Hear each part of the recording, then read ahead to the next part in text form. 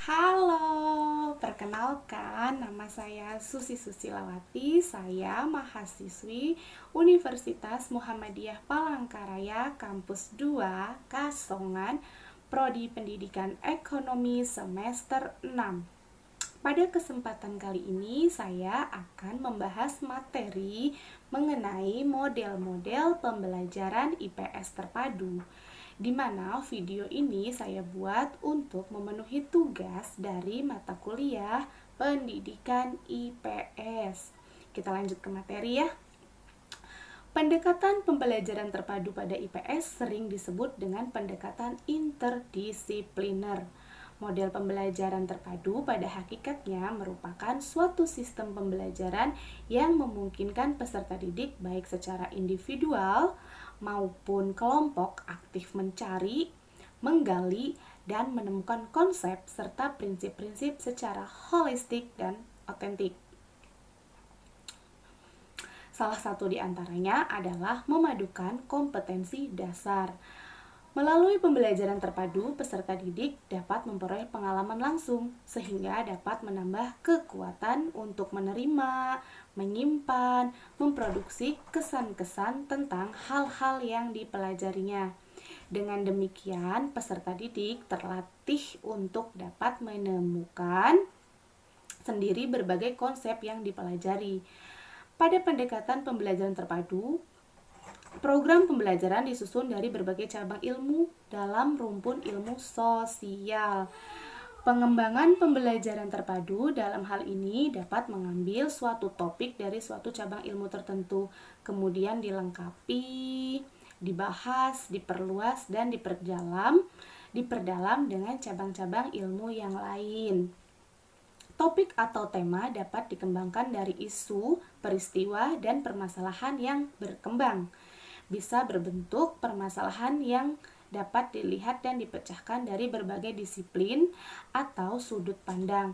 Contohnya banjir, pemukiman kumuh, pariwisata, iptek, mobilitas sosial, modernisasi, revolusi yang dibahas dari berbagai disiplin ilmu sosial.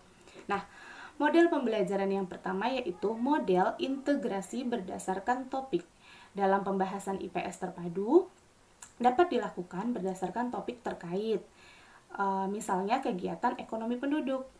Kegiatan ekonomi penduduk dalam contoh yang dikembangkan ditinjau dari berbagai disiplin ilmu yang tercakup dalam IPS. Kegiatan ekonomi penduduk dalam hal ini ditinjau dari persebaran dan kondisi fisik geografis yang tercakup dalam disiplin geografis. Secara sosiologis, kegiatan ekonomi penduduk dapat mempengaruhi interaksi sosial di masyarakat atau sebaliknya. Secara historis, dari waktu ke waktu, kegiatan ekonomi penduduk selalu mengalami perubahan. Selanjutnya, penguasaan konsep tentang jenis-jenis kegiatan ekonomi sampai pada taraf mampu menumbuhkan kreativitas dan kemandirian dalam melakukan tindakan ekonomi dapat dikembangkan melalui kompetensi yang berkaitan dengan ekonomi. Kemudian yang kedua, model integrasi berdasarkan potensi utama. Keterpaduan IPS dapat dikembangkan melalui topik yang didasarkan pada potensi utama yang ada di wilayah setempat. Sebagai contoh, potensi Bali sebagai daerah tujuan wisata.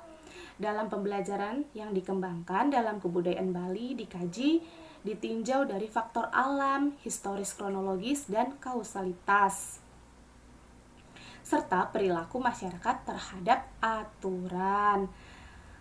Melalui kajian potensi utama yang terdapat di daerahnya, maka peserta didik selain dapat memahami kondisi daerahnya, juga sekaligus memahami kompetensi dasar yang terdapat pada beberapa disiplin tergabung dalam IPS.